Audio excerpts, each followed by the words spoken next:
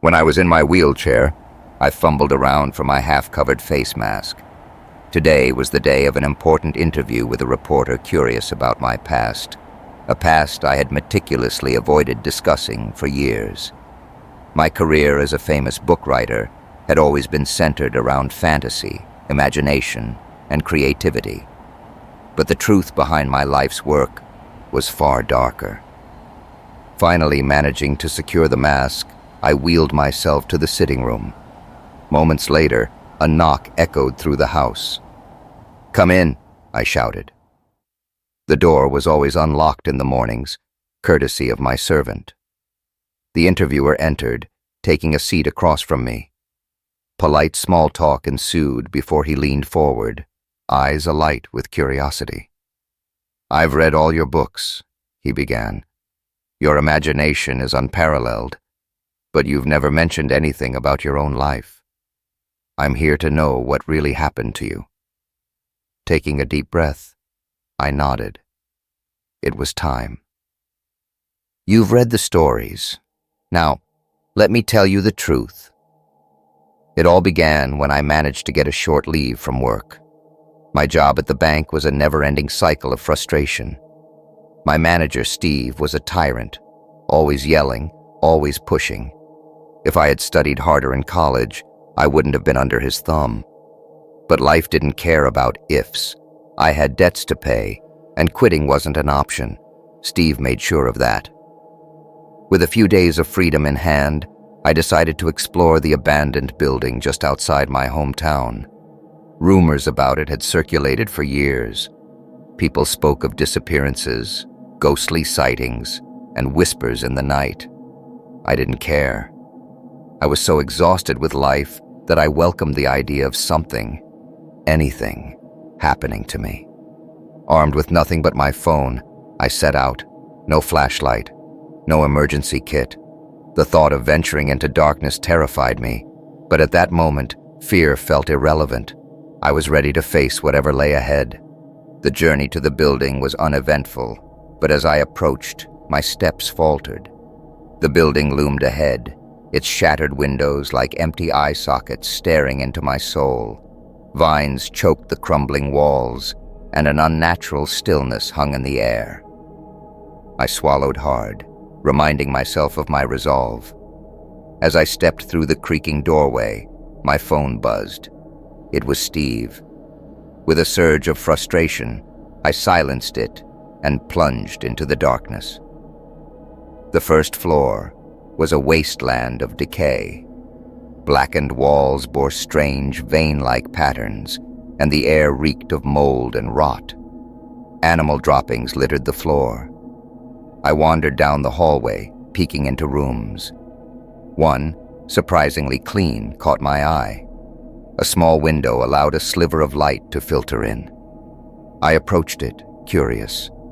Leaning out to take in the view, my heart stopped. The ground was impossibly far below. Somehow, I was now on the third or fourth floor. I had entered on the first floor, I was sure of it. Cold terror gripped me as I yanked my head back inside. Something was very, very wrong. I dropped to the floor, sitting against the wall as I tried to make sense of it. Minutes ticked by. My phone rang again. "Steve." Annoyed, I answered. "What?" His voice was sharp.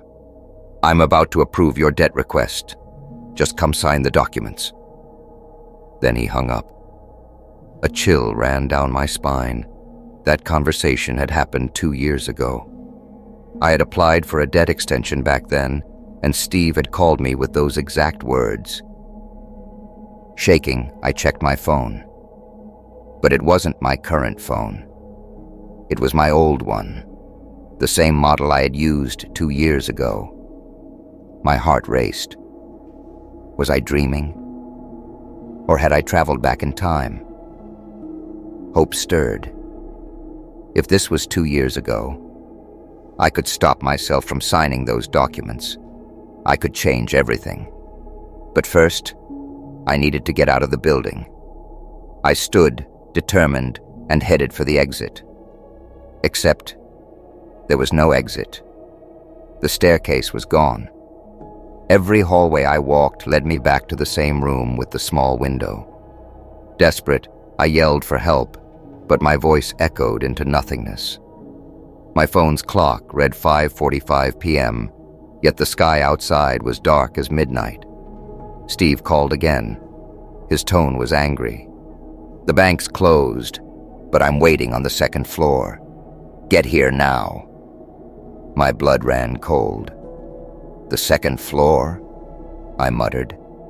I hadn't seen any stairs, but maybe this was the key. Fueled by anger and confusion, I screamed into the phone. "What's happening? Who are you?"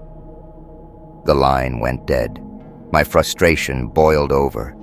I ran through the hallways like a madman, shouting obscenities and pounding on walls.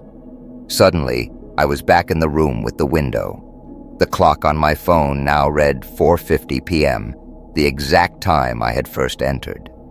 Terrified but determined, I repeated my earlier actions, leaning out the window.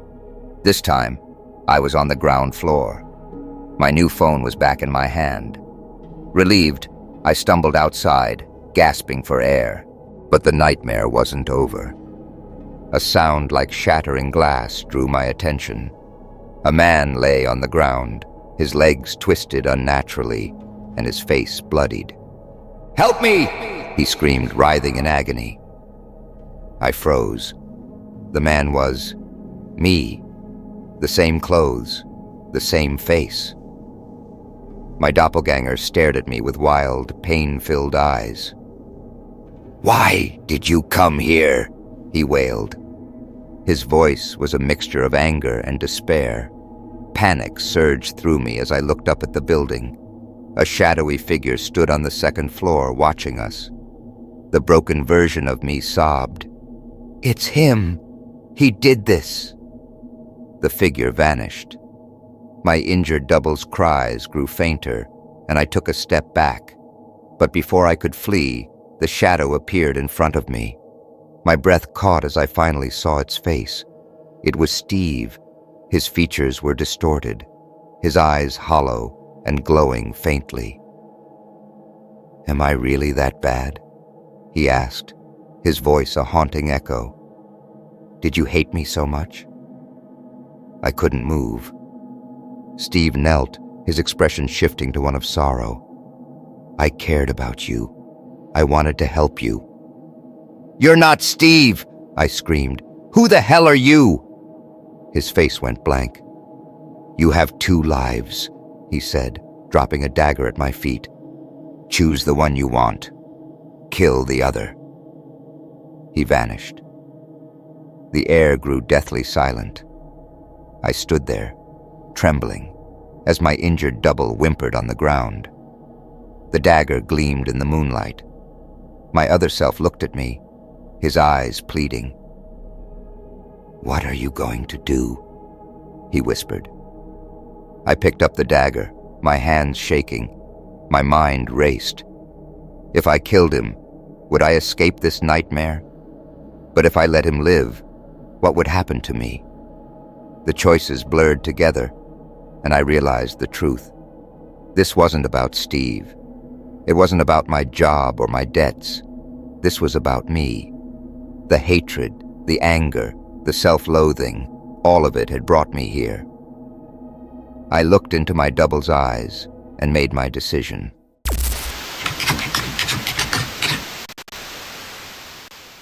The day was unusually warm, with the sun glaring down as if mocking the audacity of anyone daring to venture out. Perfect weather, you might think, for a peaceful stroll or a lazy afternoon by the lake. Not for us. We were chasing legends, urban whispers about an abandoned hospital on the outskirts of town. A place where time seemed to stand still, where reality bent just enough to let the shadows creep in. "We'll be in and out," Liam assured, his voice tinged with false confidence. "A few shots, some exploration footage, and we're done." I wasn't convinced, but the lure of content for our growing channel was too tempting to resist. Armed with cameras, a drone, and the thrill of the unknown, we set out. The building loomed ahead, its silhouette jagged against the golden afternoon light.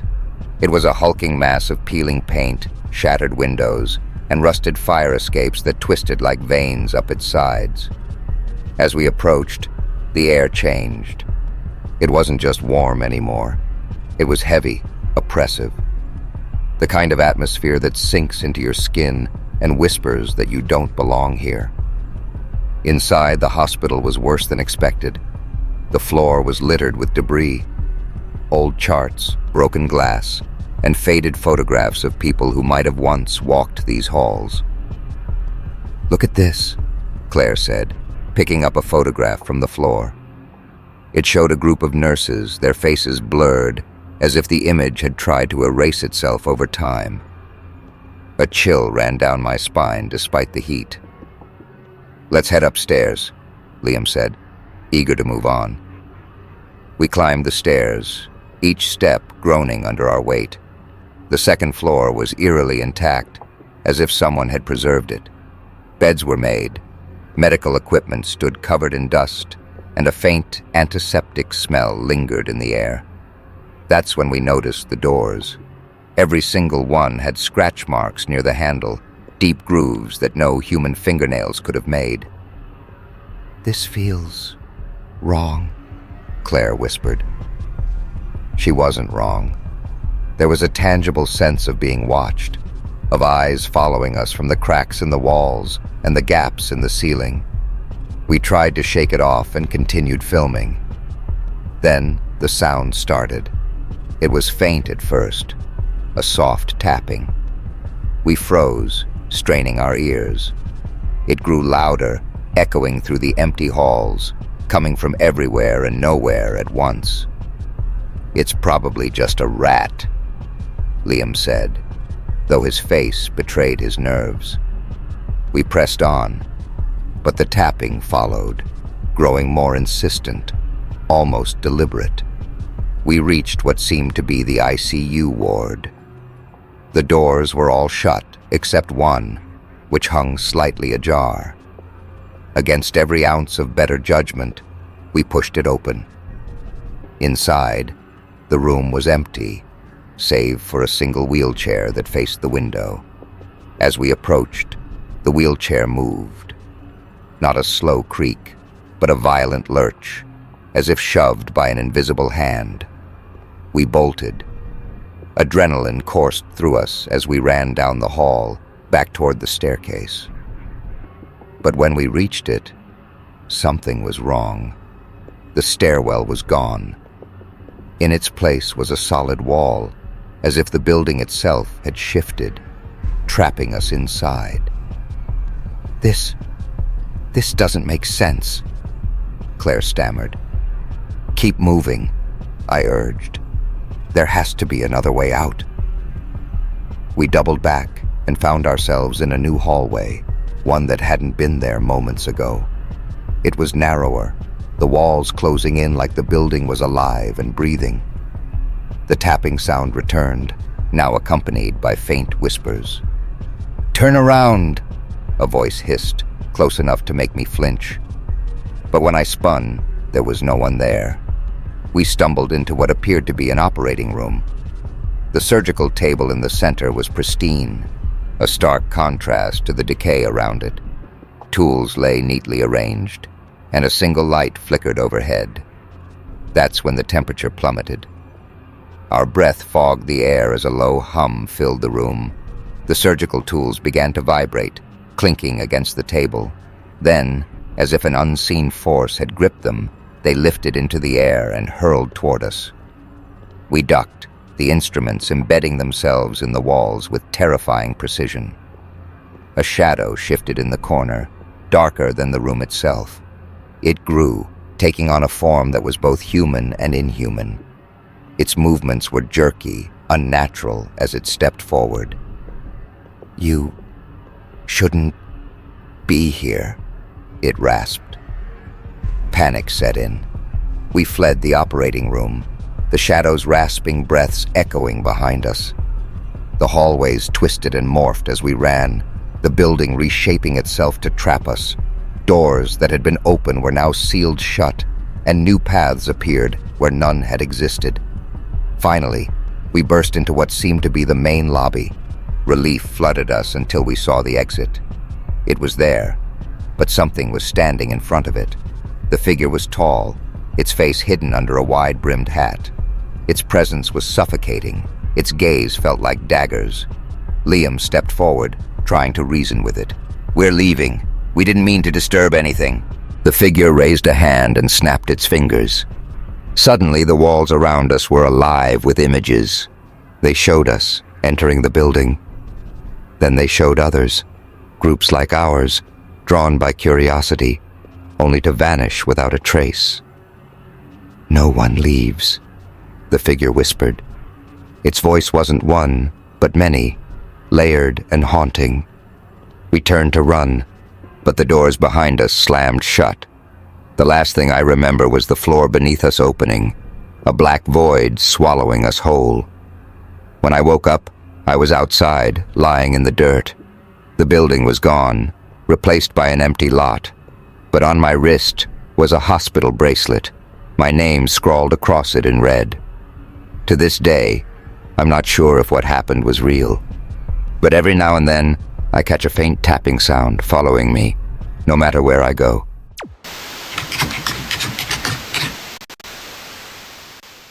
The clock on Liam's phone read 11:47 a.m. as he parked his dusty sedan at the edge of the lot. Sunlight poured over the dilapidated remains of Fairmont Steelworks, an abandoned factory on the outskirts of town. Long condemned and shrouded in rumors, the factory had become a magnet for urban explorers. Today, Liam had decided to uncover its secrets alone. He shouldered his backpack, containing little more than a flashlight, water, and his phone. The air was still, the factory's towering silhouette casting jagged shadows across cracked asphalt. The front gate was wide open, rusted hinges barely clinging to the frame. A soft breeze pushed it back and forth, creaking like an old ship. "Just a quick look," Liam muttered to himself, stepping through the gate. Inside, the factory yard was a graveyard of twisted metal and machinery. Vines crept over everything, reclaiming what nature had lost. The main building loomed ahead, its windows shattered and its walls stained with decades of grime. Liam's sneakers crunched against broken glass as he approached. Despite the warm sun, the air grew noticeably cooler the closer he got. He stopped at the entrance, where an arched doorway yawned, like the mouth of a cave. A faded sign overhead read, "Fairmont Steelworks, established 1923. The stories about workers who had vanished, about strange sounds and unexplainable phenomena, flashed through Liam's mind. He shook them off. "Nothing's haunted in broad daylight," he reassured himself. He turned on his flashlight and stepped inside. The interior was cavernous and oppressive, with high ceilings supported by rusted beams. Shafts of sunlight cut through gaps in the roof, illuminating motes of dust that danced in the air. Machines, hulking relics of industry, sat like fossilized beasts in the gloom. Liam's footsteps echoed unnaturally loud as he wandered deeper. The walls were covered in graffiti, some crude, some intricate, and some unsettling. He paused in front of a large mural depicting a human figure with a hollow face. Its eyes, or lack thereof, seemed to follow him. "Creepy," he muttered, snapping a photo. As he moved further into the factory, the temperature dropped again. The air felt heavy, almost oppressive, and the faint hum of machinery began to fill the silence. He stopped, heart pounding. "That's impossible," Liam whispered. The factory had been abandoned for decades. Nothing should be running. Following the sound, he found himself in a vast assembly hall. Conveyor belts and rusted tools lay scattered. In the center stood a massive steel press, its hydraulic arm frozen mid-motion. The hum grew louder, and Liam's flashlight flickered. A metallic clang echoed from the shadows. He spun around, heart racing. "Hello?" he called, his voice bouncing off the walls. No response. Liam's hand trembled as he gripped the flashlight. He aimed the beam toward the source of the noise. A wrench lay on the ground, spinning as if freshly dropped. His breath hitched. There was no one else here. At least, there shouldn't be. Determined to prove he wasn't imagining things, Liam pressed on. He came to a staircase leading to the upper levels. The steps groaned under his weight as he ascended. At the top, he found a corridor lined with offices, their doors hanging off hinges. One door was shut. Liam stared at it, a lump forming in his throat. Every other door had been wide open or missing entirely. Why was this one closed? Against his better judgment, he turned the knob and pushed it open. The room was small, with a single desk and chair. Papers littered the floor, and a calendar hung on the wall, frozen on October 1956. A filing cabinet stood ajar, its contents spilling out. But what caught Liam's attention was the chair. It was facing the desk, but it swiveled slowly, creaking with the motion. Liam's heart pounded. There was no wind, no draft, nothing that could have moved it. The chair stopped, facing him. Empty. He backed out of the room, slamming the door shut. The corridor felt darker, the air heavier. He needed to leave, now. As he retraced his steps, the factory seemed different. Hallways that had been straight now twisted. Rooms appeared where they hadn't been before. Liam's flashlight flickered again, casting shadows that moved against the walls. A sudden, loud crash made him jump. It came from the assembly hall. Against his better judgment, he headed back to investigate. The steel press was no longer frozen. The hydraulic arm moved up and down, slowly, rhythmically. Sparks flew as the machine came to life. Liam stood frozen, trying to comprehend the impossibility of what he was seeing. "This can't be real," he whispered. The hum grew louder, a deafening drone that filled his head. He stumbled backward, tripping over a length of chain. When he looked up, he saw himself. A figure stood in the shadows, identical to Liam in every way. Same clothes, same face, same terrified expression. But its eyes were wrong. They were empty, hollow voids that seemed to consume the light. "Who are you?" Liam demanded, his voice cracking. The doppelganger stepped closer, its movements jerky, unnatural. It raised a hand, pointing at him. "You shouldn't have come here," it said, its voice a distorted echo of his own. Liam scrambled to his feet and ran. The factory twisted around him, corridors looping back on themselves. Every turn brought him face to face with more impossibilities. Machines operating on their own, shadows that moved independently, whispers that grew louder with each step. He burst into the open yard, gasping for air. The sunlight burned his eyes after the darkness inside. Relief washed over him for a moment, but then he heard it. Footsteps. Behind him. He turned. The doppelganger stood at the entrance, its hollow eyes locked on him. It raised a hand and waved. Liam didn't wait to see what it would do. He bolted for his car, throwing himself inside and locking the doors. The factory stood silent, the figure gone. But as he started the engine and looked in the rearview mirror, his stomach dropped. The doppelganger was in the back seat. Weeks later, the abandoned factory was demolished, its secrets buried forever. But Liam was never seen again. His car was found parked outside his home, empty, with the words "You're next" etched into the windshield from the inside.